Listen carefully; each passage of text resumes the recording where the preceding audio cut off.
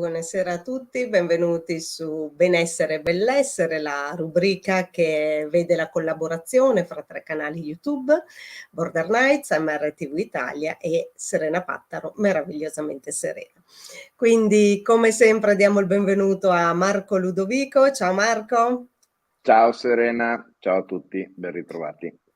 E ovviamente presentiamo l'ospite di questa sera, un'amica di vecchia data. Presentiamo Giovanna Garbuio. Ciao Giovanna. Buongiorno Serena, ciao Marco, grazie. Grazie a te Giovanna di aver accettato questo nostro invito ad essere qua in questa rubrica. Allora Giovanna, l'argomento di oggi è un argomento che in realtà crea spesso confusione, c'è tanto in letteratura, però spesso e volentieri anche in maniera, appunto, come dicevo poco fa, confusionaria, e tante volte capita insomma che le persone dicano, cioè, non ho capito bene questa legge dello specchio con cui, diciamo, è il termine con cui vengono rappresentati gli specchi esseni. Però io vorrei, se mi permetti, introdurre l'argomento con una frase, con un paio di frasi, insomma, che ho trovato sul tuo sito, che riguardano appunto questo. Quindi voglio leggerla letteralmente, in cui si trova: la legge dello specchio è una legge empirica, evidente e sperimentabile. Alcuni la conoscono, alcuni ne parlano come di una cosa ovvia, altri la sentono. Alcuni, pur avendone la sensazione, non sono interessati ad approfondirla. Altri non la conoscono proprio e pensano che le cose succedano al contrario di come accadono, ma è una legge innegabile. Quello che è certo è che conoscerla e approfondirne il funzionamento ci aiuta ad appropriarci della nostra felicità, quella a cui ognuno di noi, nessuno escluso, ha diritto, in modo semplice, veloce e efficace. Allora Giovanna, è una frase tua questa Perentoria. Esatto. Il libro, cioè diciamo l'argomento riguarda anche un libro che tu hai scritto che si intitola proprio Gli specchi esseni, eccolo qua appunto, che tu riveli come una mappa per comprendere ovviamente chi siamo. Allora, io lascio ovviamente a te adesso la parola, ti chiedo magari per i nostri amici che ancora non ti conoscono, magari di dire qualche parolina su di te, chi sei, cosa fai, e poi partiamo con la prima domanda, cioè cosa sono gli specchi esseni e cos'è la legge dello specchio in generale. Una domandina così da Così. 5 minuti. Giusto per iniziare così, insomma, l'argomento. Come dicevamo fuori onda, Giovanna, con Marco, insomma, abbiamo 5-6 ore a disposizione, quindi Ok, allora, velocemente chi sono io? Io sono tutti e non sono nessuno, nel senso sono una persona che è curiosa, che ha avuto del tempo a disposizione e che ha dedicato questo tempo alla sua passione, e la mia passione è stata quella di cercare delle risposte a quelle che sono le domande esistenziali che oltre i 40 anni tutti cominciamo a porci, mi pare di capire. Qualcuno prima, qualcuno dopo, qualcuno anche mai, ma insomma. Quindi questa io sono. Ho forse la dote di scrivere semplicemente nel senso che mi viene semplice, e allo stesso tempo anche con un linguaggio, mi dicono, abbastanza semplice. Questo perché io ho sempre utilizzato la scrittura per comprendere io determinati concetti, quindi per comprenderli, siccome non ho una mente scientifica, dovevo renderli semplici. E quindi forse questa è stata la mia dote che mi ha permesso appunto di intraprendere questo viaggio nella scrittura.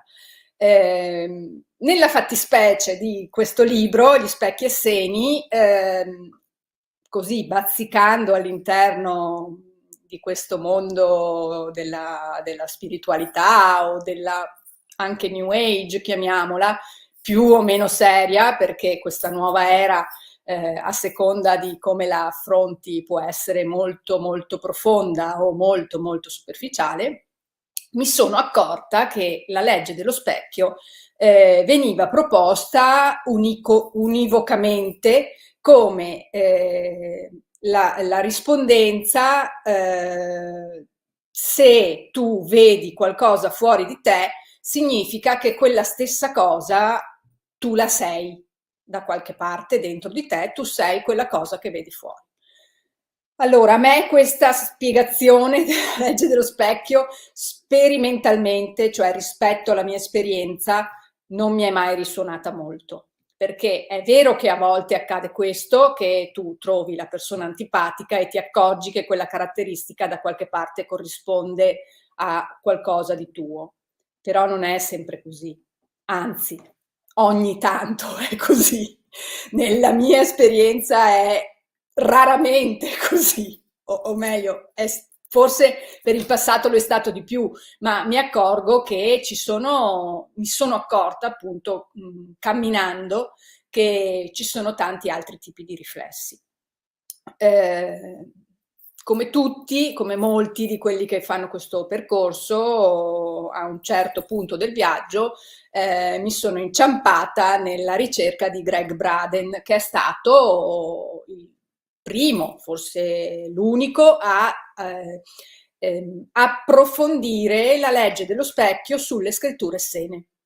Ha avuto questa intuizione e ha proposto 7 riflessi diversi.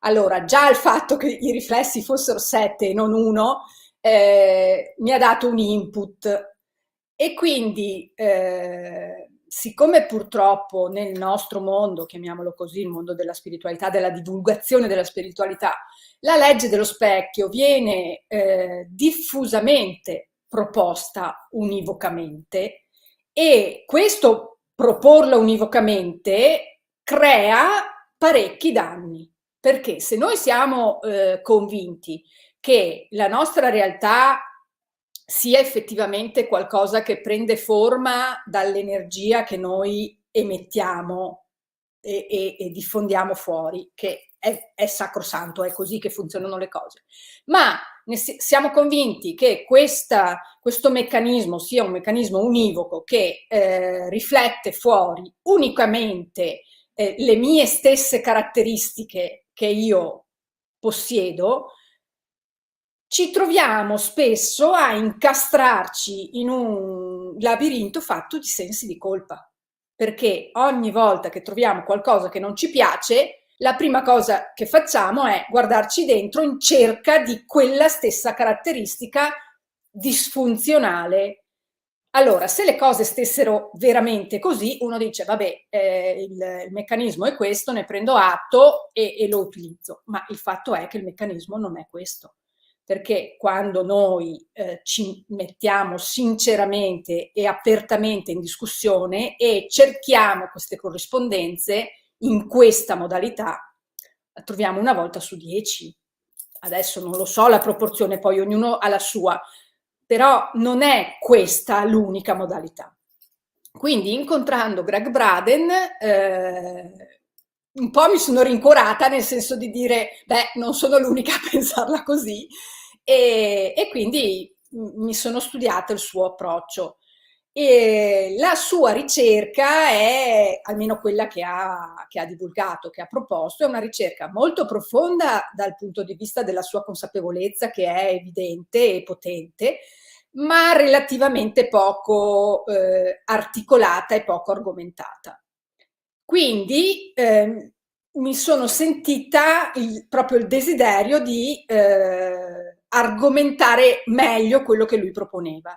Per cui sono andata, ho ricalcato la sua stessa ricerca, sono andata a prendermi le scritture essene e sono andata a cercare questi riflessi all'interno delle scritture. Strada facendo mi sono resa conto che tutte le scritture, tutte le sacre scritture, tutte le dottrine ancestrali ed efficaci sono molto consapevoli dell'esistenza di questa legge e la propongono in tutte le sue sfaccettature. Però, visto che Greg Braden aveva aperto questa strada, ho voluto seguirla e questo libro, appunto, Gli specchi e seni, è il risultato di questa ricerca, di un approfondimento all'interno delle scritture essene, e gli specchi di Greg Braden, che inizialmente la sua prima proposta, la sua prima esplorazione aveva individuato 5 specchi. A un approfondimento ulteriore gli specchi sono diventati 7, quando sono arrivata io sono diventati 14. Non perché gli specchi proliferassero, ma perché osservando il comportamento dell'essere umano, osservando la relazione tra dentro e fuori, e leggendo e studiando le scritture, questi riflessi non è che si sono moltiplicati, sono caratteristiche dell'uomo e del meccanismo che esistono da sempre, si trattava solo di riconoscerli e codificarli, tutto là. Quindi il lavoro che ho fatto io è stato quello sostanzialmente di mettere in ordine per iscritto delle conoscenze che appartengono alla saggezza dell'umanità da sempre, che tutte le saggezze conoscono e percorrono, che forse ancora non erano stati puntualizzati, messi 1, 2, 3, 4, tutto lì. Quindi un lavoro così di ricerca che man mano che andavo avanti mi dava delle conferme riguardo le intuizioni che man mano ricevevo. Ecco.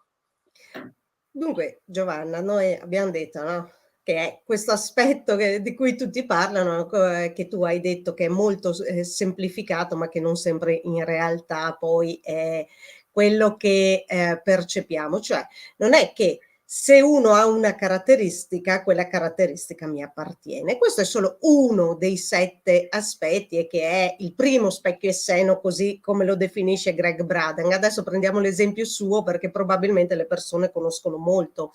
Cioè chi conosce questo aspetto conosce appunto come l'ha trattato Greg Braden, soprattutto nella sua conferenza Camminare tra i mondi. E che è quello, insomma, diciamo che bene o male da cui siamo partiti un po' tutti quanti quando volevamo approfondire questo aspetto. Però giustamente come dici tu e come giustamente ha detto anche Greg Braden, beh, non sempre la caratteristica che dà fastidio o anche che noi vediamo di bello nell'altra persona, perché è sempre nei 2 aspetti. Noi le trattiamo di più nel senso negativo perché sono quelle parti su cui vogliamo lavorare che insomma ci danno dei disagi.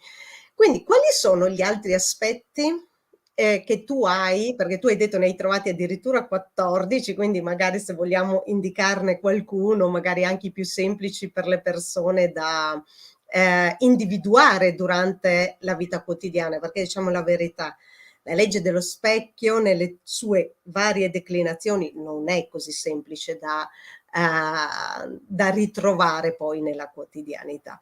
Tu quali sono gli aspetti che vedi, che hai trovato e secondo te anche quelli che ti hanno affascinato di più?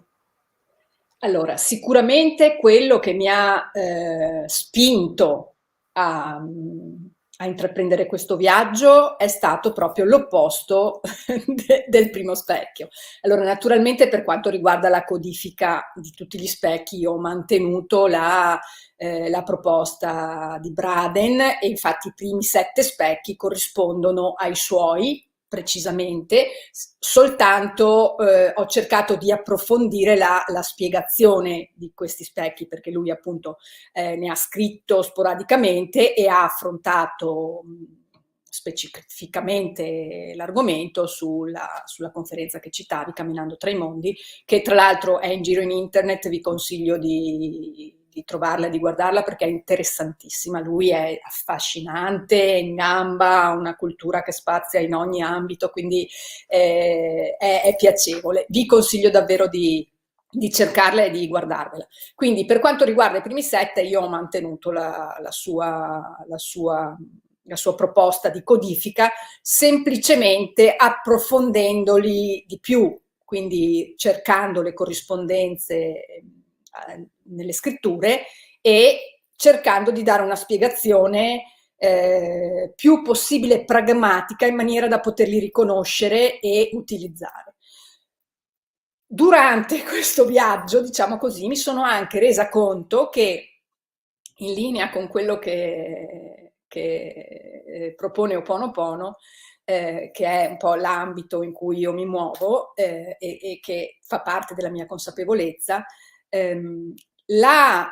solo l'intenzione di riconoscere gli specchi e di integrarli è sufficiente a rendere efficace il nostro lavoro. Quindi, giustamente, come dici, la legge dello specchio è molto articolata. Non è per niente immediato riconoscere a quale riflesso stiamo facendo riferimento. Conoscerli è interessante e utile proprio per potersi muovere all'interno di questa modalità. Non facciamoci prendere dallo sconforto se non riconosciamo la motivazione per cui il nostro vicino continua a parcheggiarci la macchina sul nostro parcheggio, o qualunque altro esempio, perché solo il fatto di assumerci la responsabilità della manifestazione di quello che sta accadendo e di sapere che qualunque cosa stia accadendo ci sta mostrando qualcosa di noi, è già la via risolutiva per non tanto riconoscere razionalmente quale specchio incarna questa esperienza, quanto per integrarne l'insegnamento. Perché una cosa che noi occidentali facciamo un po' fatica ad assimilare è che non è necessario capire tutto.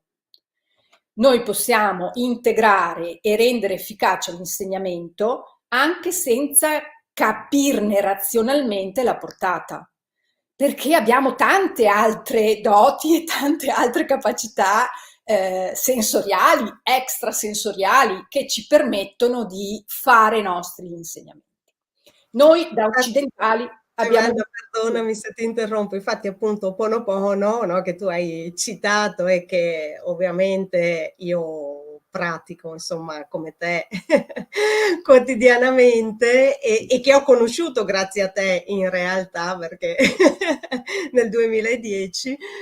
E Ho Oponopono dice proprio, cioè non importa se tu sai da dove arriva il tuo disagio, pulisci e basta. Esatto. Cioè, intanto pulisci, anche perché potrebbe derivare da qualcosa che addirittura non ti appartiene direttamente, ma che apparteneva magari ai tuoi avi, ecco, certo. Quindi ovviamente la cui energia ancora ti influenza, certo, assolutamente. E questo vale cioè questa è una verità energetica che vale in ogni ambito della nostra interazione energetica con il resto del mondo.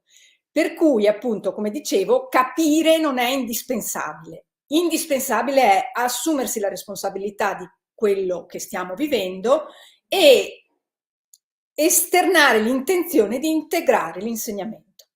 Possiamo integrarlo anche senza capirlo. E gli specchi sono particolarmente allineati con questa verità.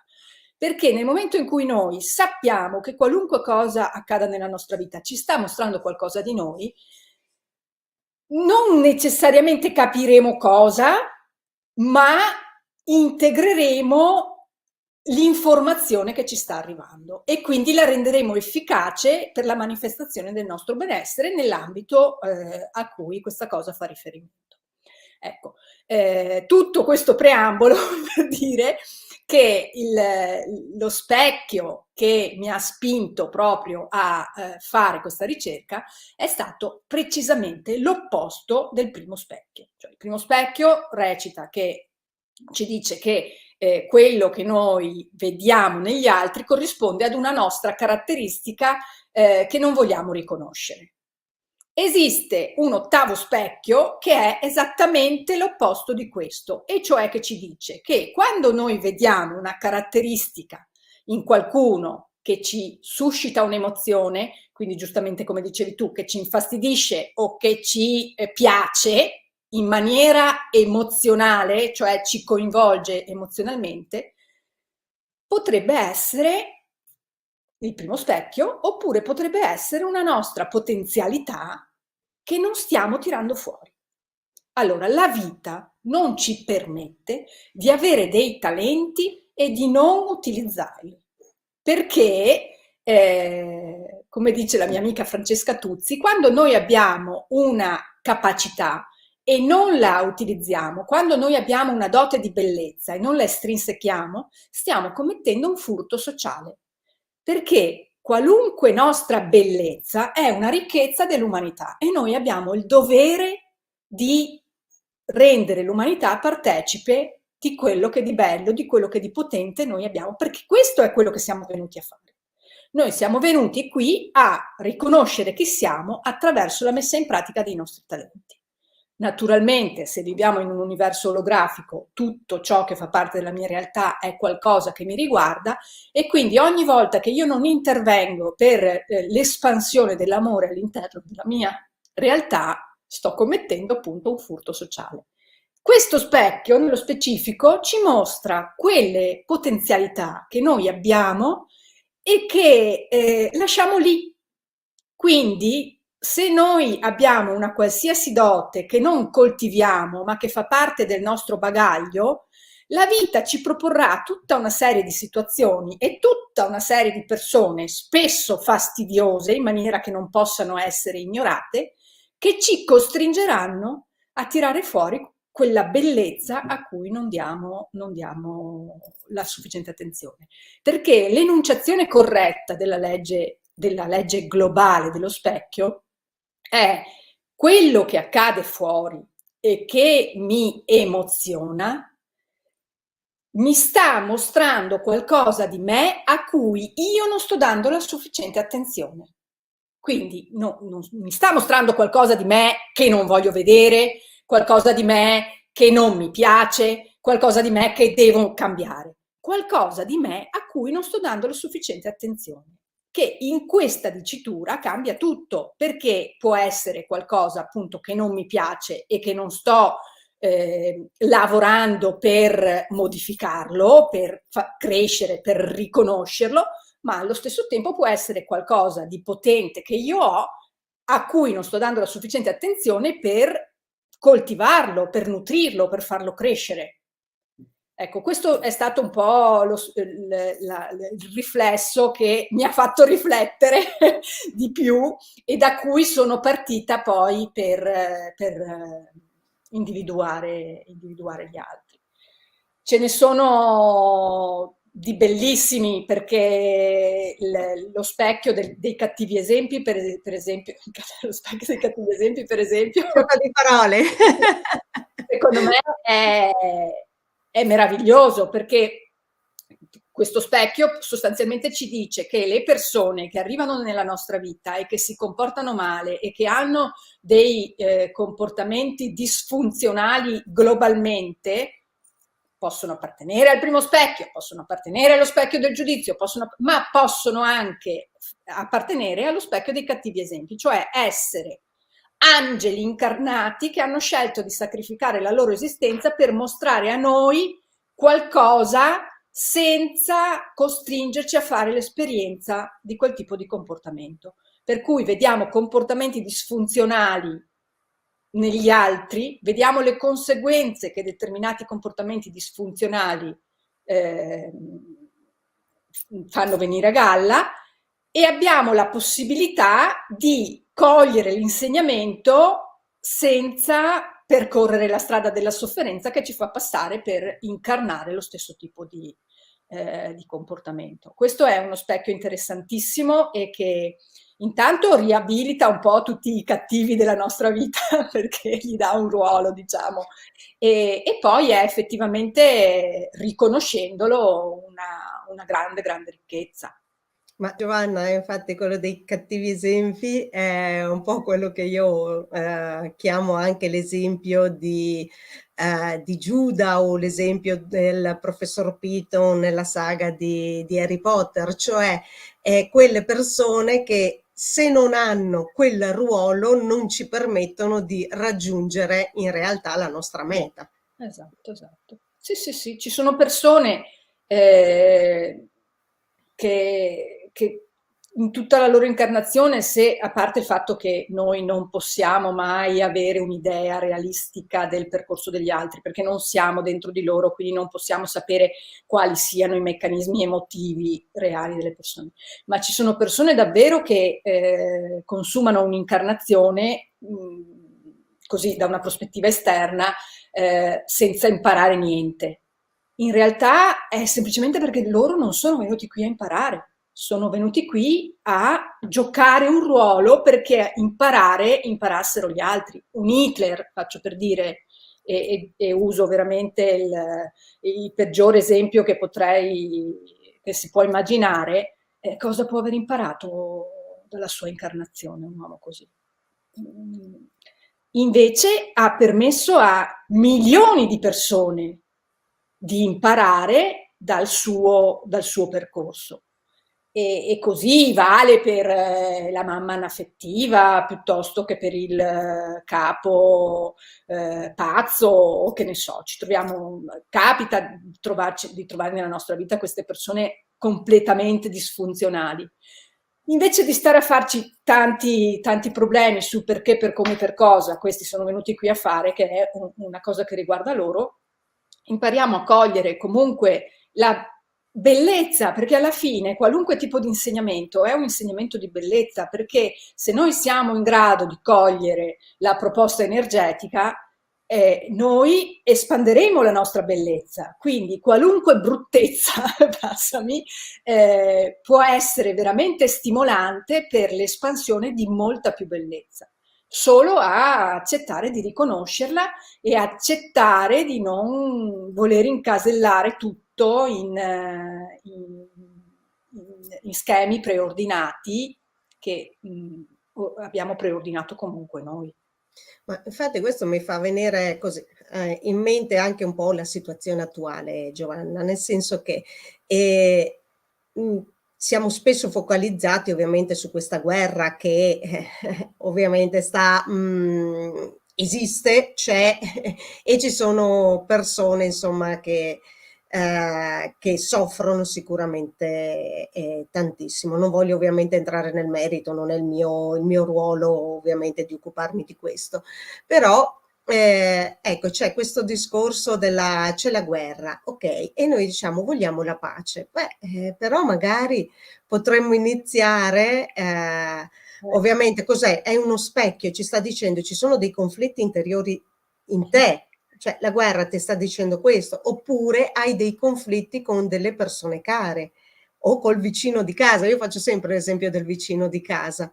Quindi magari lavora su questo, cioè la guerra in generale ti sta dicendo lavora sui tuoi conflitti. Può essere un esempio questo? Allora, ti sta dicendo sicuramente lavora sui tuoi conflitti, ti può dire anche lavora su tutte quelle potenzialità che tu hai di alimentare l'armonia nella tua realtà e che non stai utilizzando.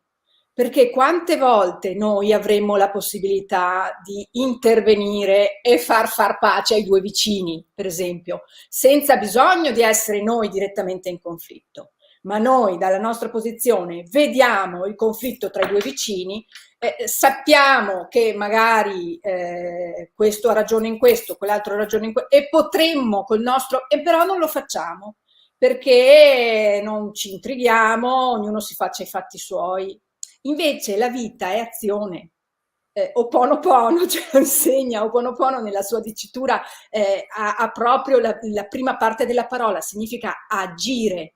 E se noi guardiamo qualunque tipo di insegnamento mistico, esoterico, nessun insegnamento ti dice di toglierti dalla realtà.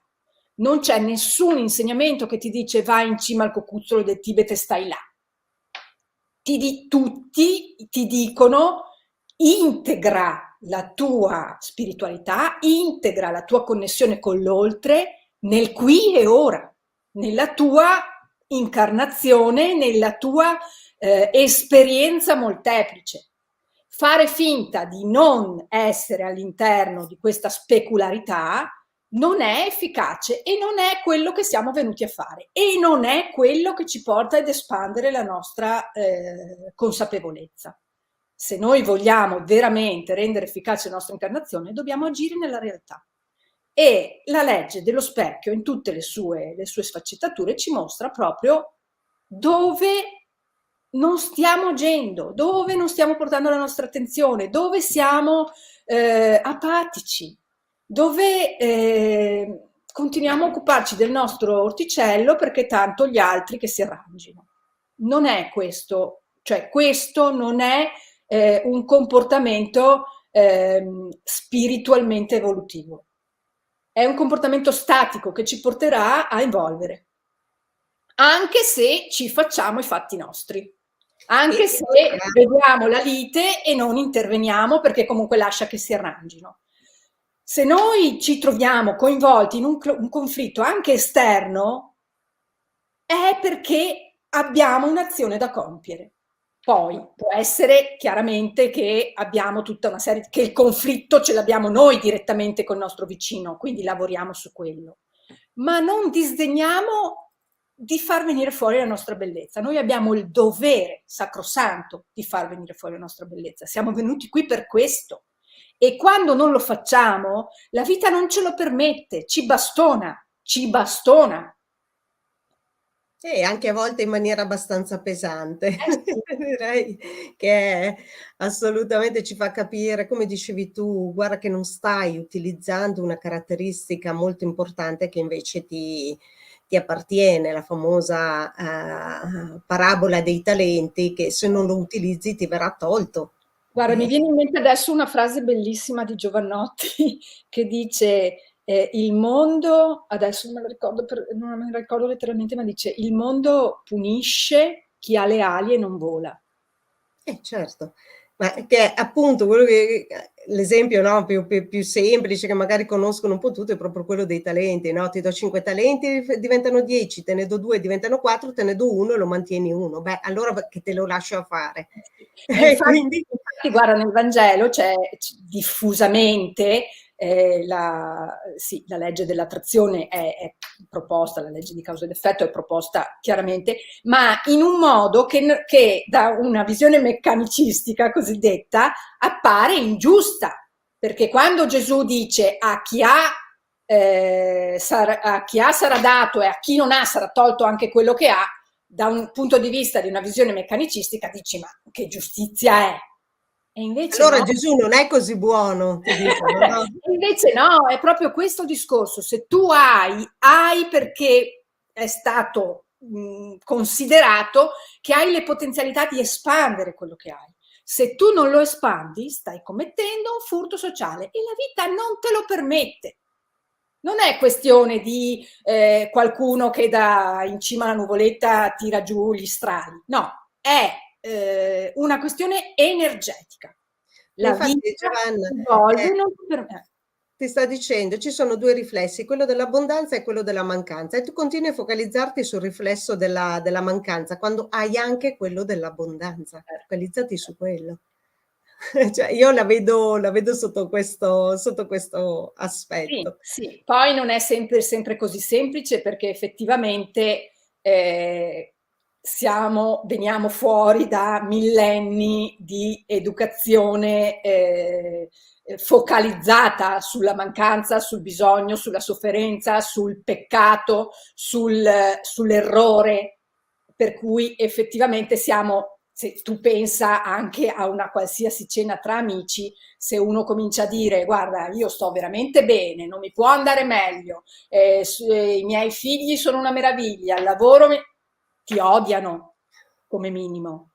Invece in tutte queste situazioni qua il giochino qual è? La gara a chi sta peggio, perché ci si racconta proprio tutte le situazioni negative, perché raccontare che stai bene non vende, è un po' come i giornali, le buone notizie non vendono.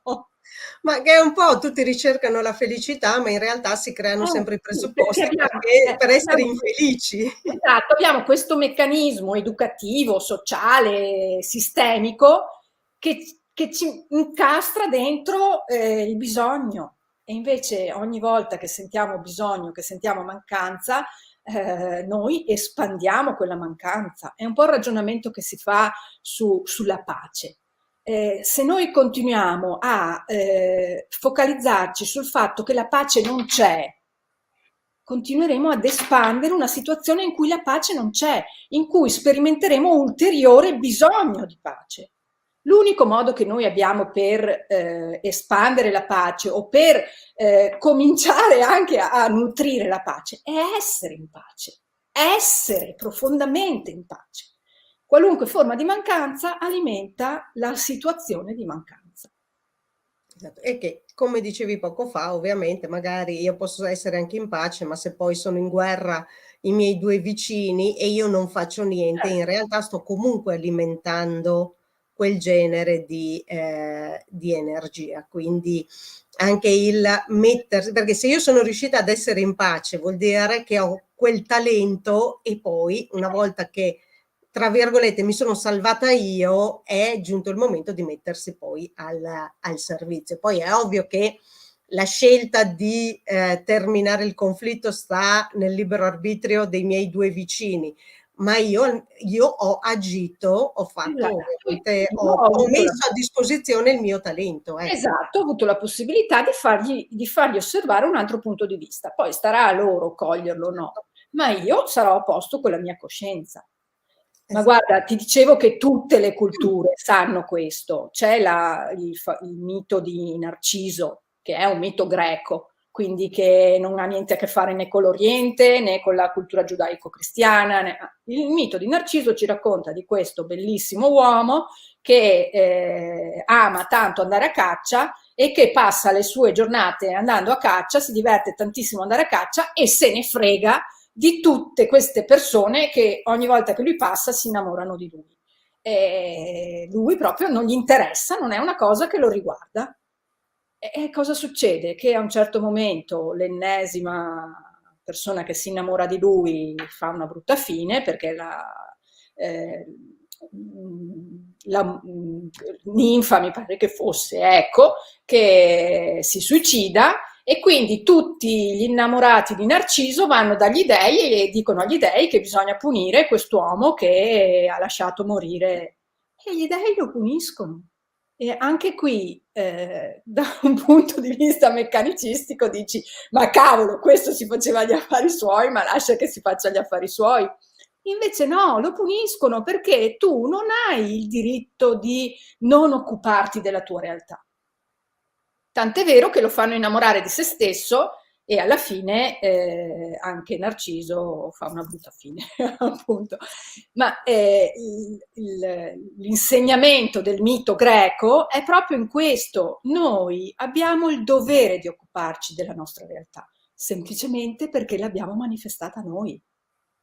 E quindi se l'abbiamo manifestata noi, significa che è fatta su misura per noi e per darci la possibilità di estrinsecare tutte le nostre potenzialità, cominciando dallo smussare gli spigoli e quindi da vedere cosa giudichiamo, vedere cosa non ci piace di noi, fino ad espandere tutta la bellezza che siamo potenzialmente.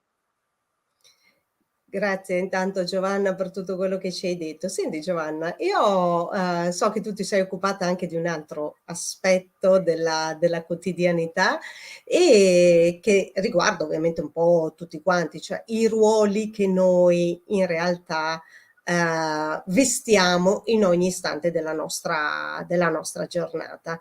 E tu l'hai chiamato appunto gioco di ruolo.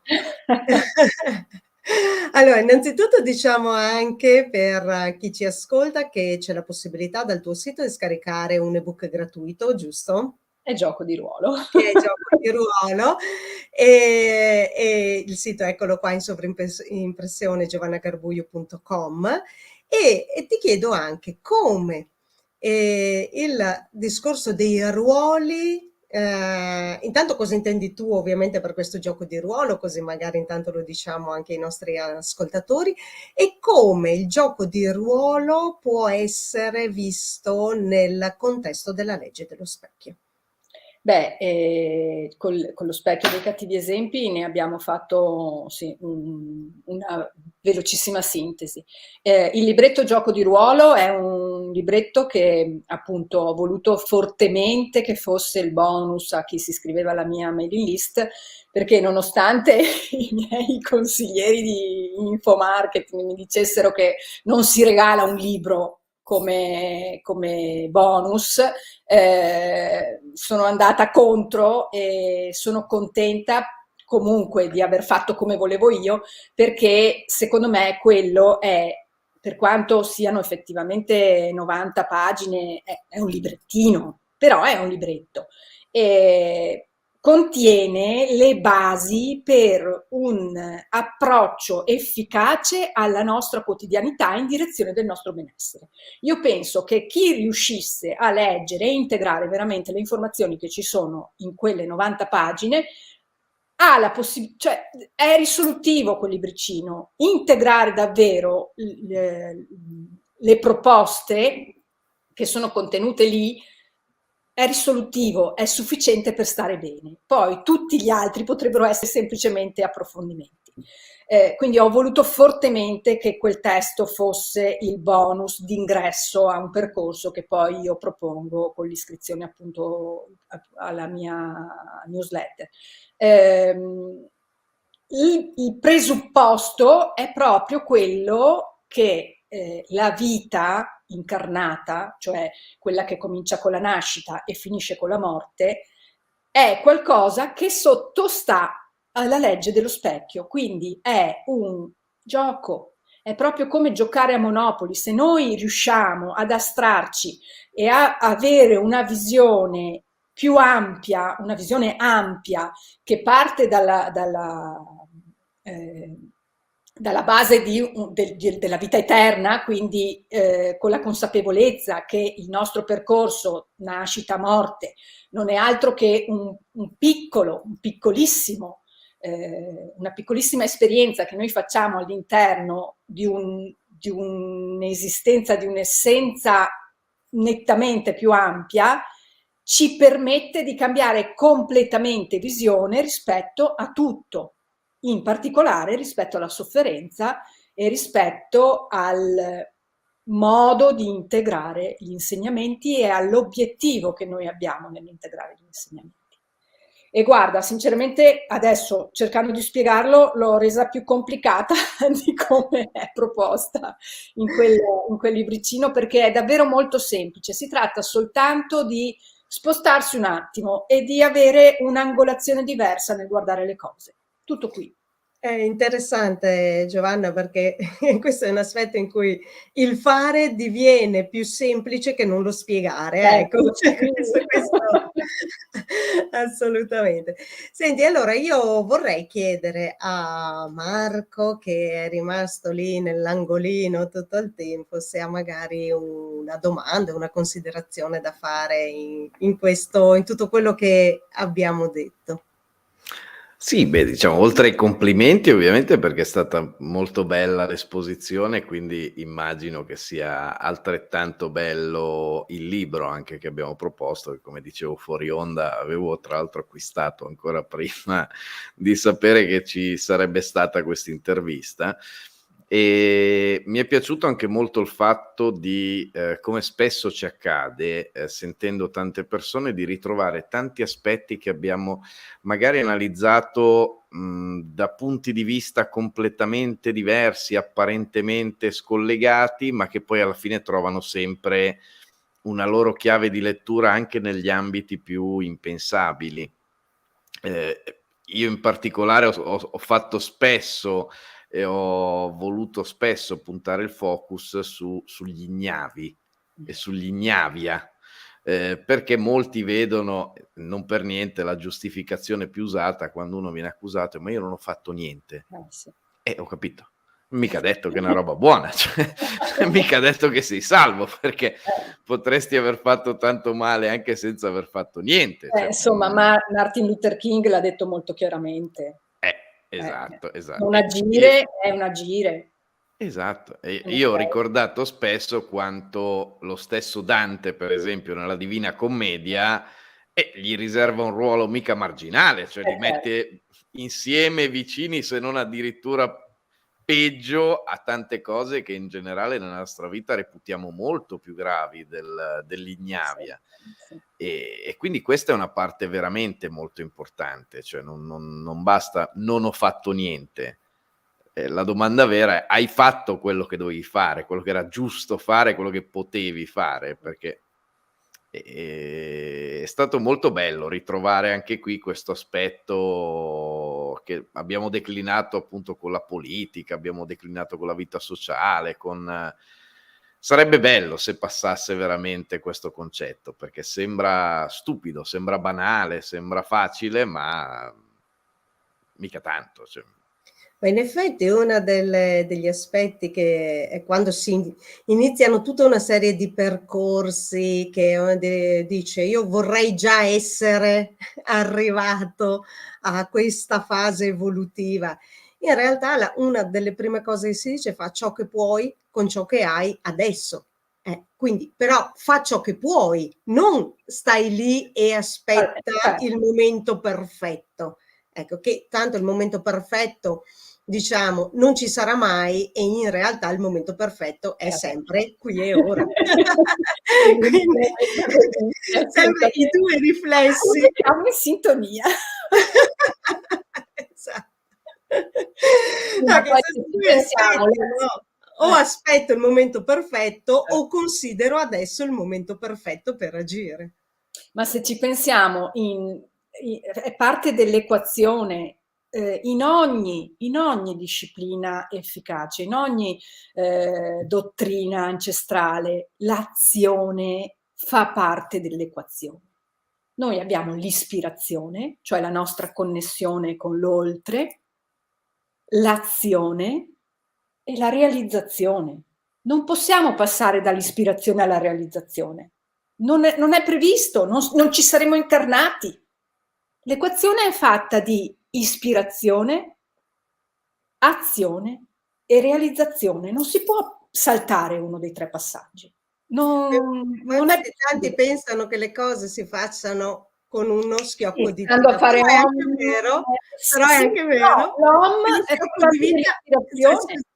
che lo schiocco di dita è in realtà un'azione, quindi se tu non lo fai quello schiocco di dita o in magia, no, prendo la bacchetta, evoco qualcosa, ma in realtà se non fai quell'azione lì si dice che l'azione è il ponte tra l'oltre, cioè tra l'ispirazione e la realizzazione.